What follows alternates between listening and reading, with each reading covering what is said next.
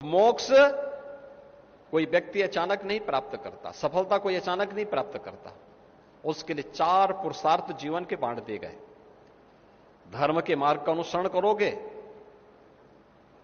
तो नैतिक रूप से अर्थों का उपार्जन भी हो जाएगा। नैतिक रूप से अर्थ का उपार्जन आप कर रहे हैं तो कामनाओं की सिद्धि भी उससे अवश्य होगी और उस मार्ग पर आगे चला पथिक जीवन के चरम पुरुषार्थ को, मोक्ष की प्राप्ति करने में भी वह सफल होगा। जीवन की सफलता के रहस्य भी इसी प्रकार से हम सबका मार्गदर्शन करते हैं। और जीवन के इन्हीं रहस्यों को समझने के लिए श्रीमद् भागवत महापुराण की कथा अनेक उद्धरणों के साथ, अनेक प्रसंगों के साथ, आज से हजारों वर्ष पुराने पुरातन परंपरा के साथ हम सबको जोड़ती है। लीला भगवान श्री कृष्ण की है, लेकिन इसमें शब्दावली भी भगवान वेदव्यास की है, लेकिन रहस्य यह सनातन धर्म से जुड़ी हुई है, सनातन धर्म के मूल्यों से जुड़ी हुई है, सनातन धर्म के उत्कर्ष से जुड़ी हुई है।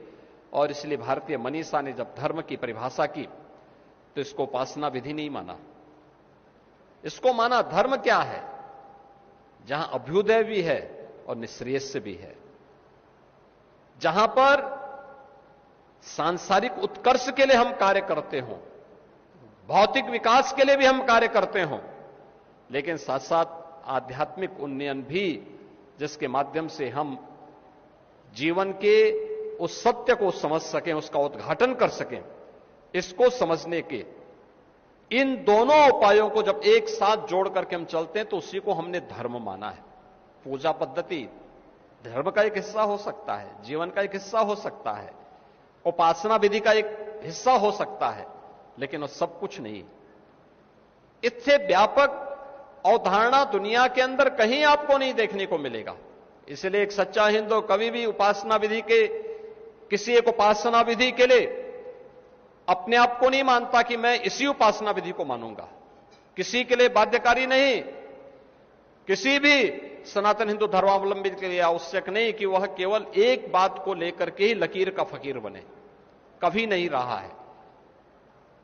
और जिस धर्म में इतनी व्यापकता हो, लोगों को जोड़ने की इतनी संभावना हो, वही जीवन के इस उतार चढ़ाव को देख सकता है। और आपने देखा होगा कि अनेक उतार चढ़ाव के बाद भी सनातन धर्म आज भी अपनी इस जीवंतता को बनाए हुए हैं। तो इसके पीछे यही कारण है।